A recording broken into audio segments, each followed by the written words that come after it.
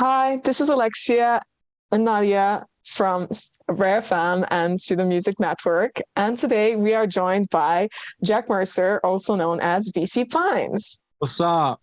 So, our first question is actually regarding your name. How did you come up with VC Pines? What does it stand for?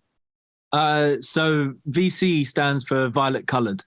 I've got temporal lobe epilepsy, so it's all to do with my memory. So if I have a seizure, it's normally triggered by like a nostalgic episode. So I went to New Hampshire, like in North America, when I was younger. And when I first started having seizures, I would kind of see all of these massive pine trees and stuff in my head that kind of, I think, were a memory that that was somewhere there, but hadn't, I didn't remember. I didn't really know what it was. But I think my synesthesia is a symptom of my epilepsy, and the work that I do that is my favorite that I've done tends to be purple or violet in color. So yeah, violet colored pines. Did that influence your hair color too? Yeah, it does. Yeah.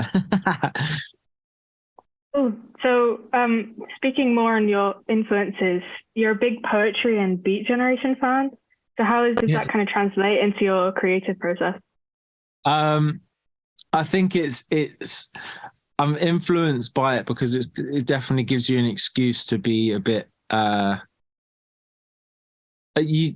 there are a lot of happy accidents. I don't really think too much when I'm writing, and then suddenly I look back at what I've written and there's a lot of kind of hidden rhymes or in complete contrast, things that don't really match at all, and it's kind of like, well, you know what, that's what naturally came out straight away, so let's not overthink it and just go with it. I think the way that Kerouac writ everything out on one sheet of paper when he wrote On the Road and just kind of sat there and just went for weeks, kind of I guess it kind of tells you and has told me that, like, you don't have to have a degree to class yourself as a writer or as a poet or as a whatever.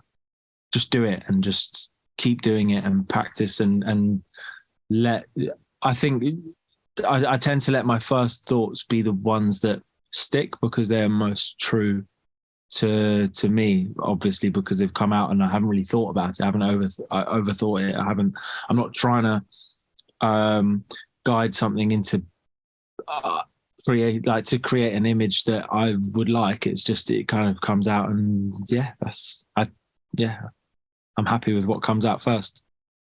Speaking of On the Road, do you have like a character that you relate to, or is it just like the story as a whole? The story as a whole, but then I guess it's hard not to relate to Kerouac in that film. In that book. I think his name's Sal Paradise in the book, and he kind of he's pulled here left, right, and centre by his friends, and I kind of. Do you know what? That was one of my New Year's resolutions, was to work on my FOMO, and stop letting my friends drag me out every night of the week. So in terms of more musical influences, you've talked before about how you're a Motown, so also punk fan.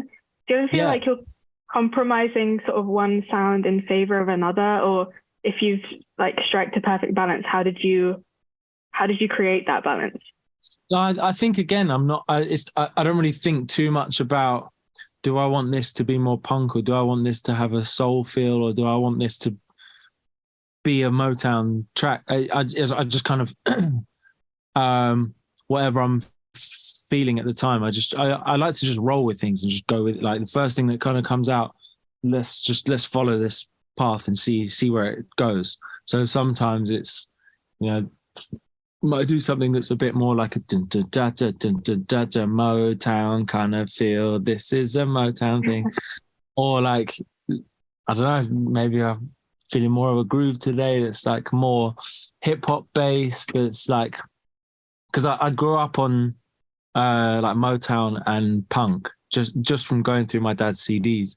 And then the music that I first kind of discovered myself and loved myself was there was the Outcast album that was the Speaker Box and the Love Below, the double album. And that for me was like, I think I was like 8 years old, and I was just like, this shit is amazing.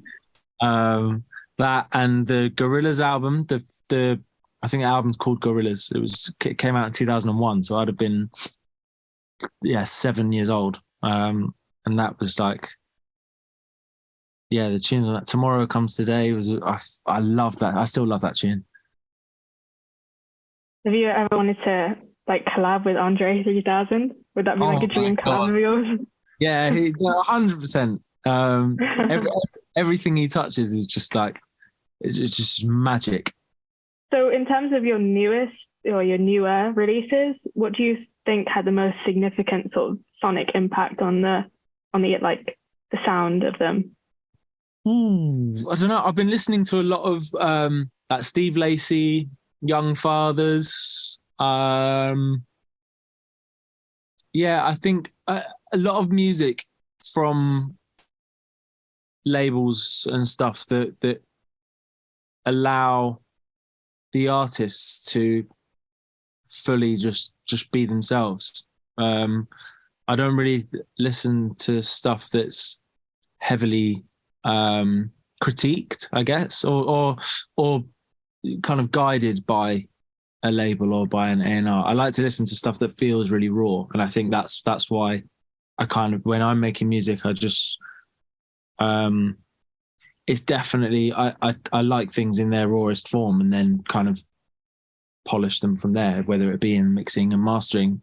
The idea of writing and producing with someone and then going and get it reproduced by this guy or this girl or this other producer, and then send it off to another producer so they can, sort the fucking middle eight out or whatever. It's like, I really don't get that. I'd rather start something with someone and finish it with someone, and then that way it is in its rawest form. It's not over polished and over perfected. Your new single Dangling just came out. Yeah. What was the creative process behind writing and producing this one? So that was like, I did that with Hoost, Justin.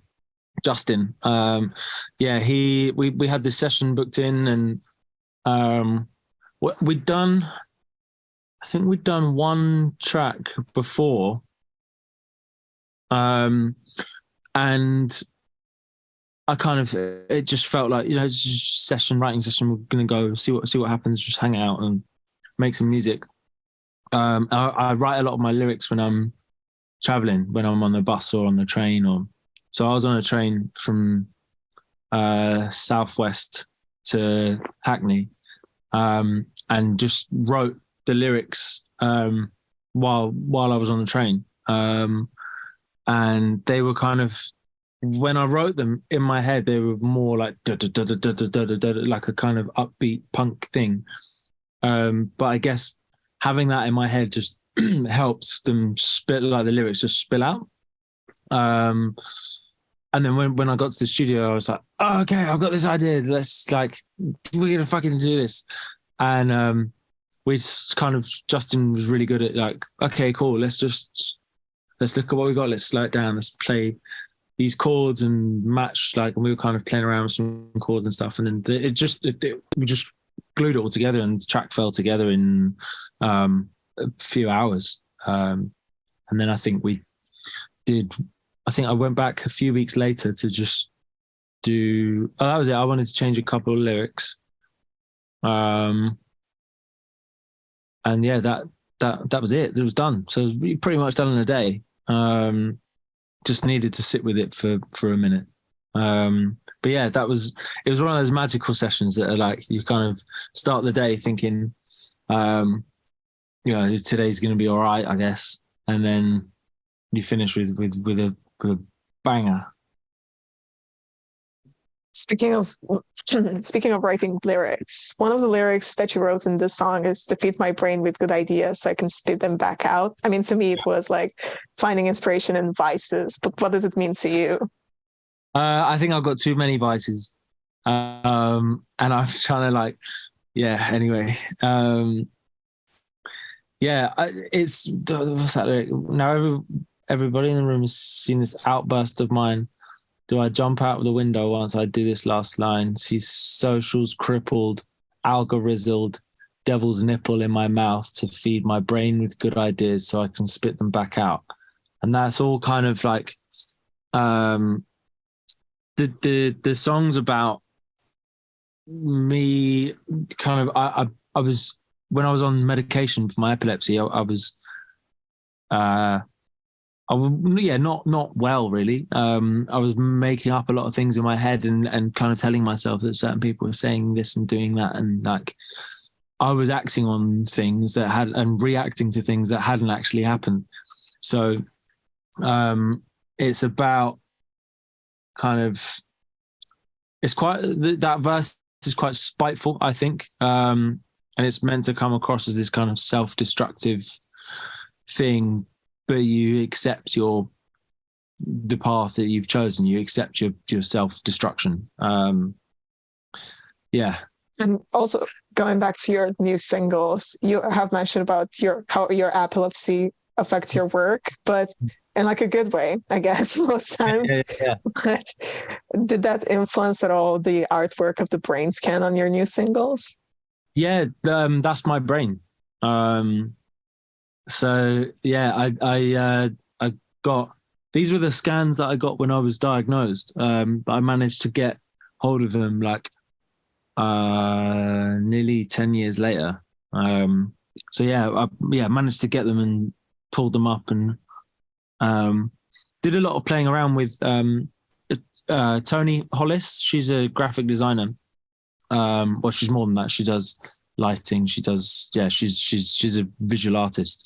And we were playing around with these ideas, and then by the end of it, we were just like, they're fucking cool, like as they are. Don't put colors in them. Don't fucking, I don't know, make them bubble up or that's my brain from my scans, basically. That's cool. That's super punk rock. So which of your more recent releases are you most looking forward to performing on tour? Definitely Dangling. I had a little show in January, just because I hadn't done a gig in a while. I started putting music out again, and I thought, okay, yeah, we'll do an intimate show at Map Studio Cafe, we put Dangling in the set, and a lot of my mates hadn't heard it yet. A lot of people that were there obviously hadn't heard it because it wasn't released. But yeah, it felt so good to play live. I'm looking forward to playing that at festivals this year.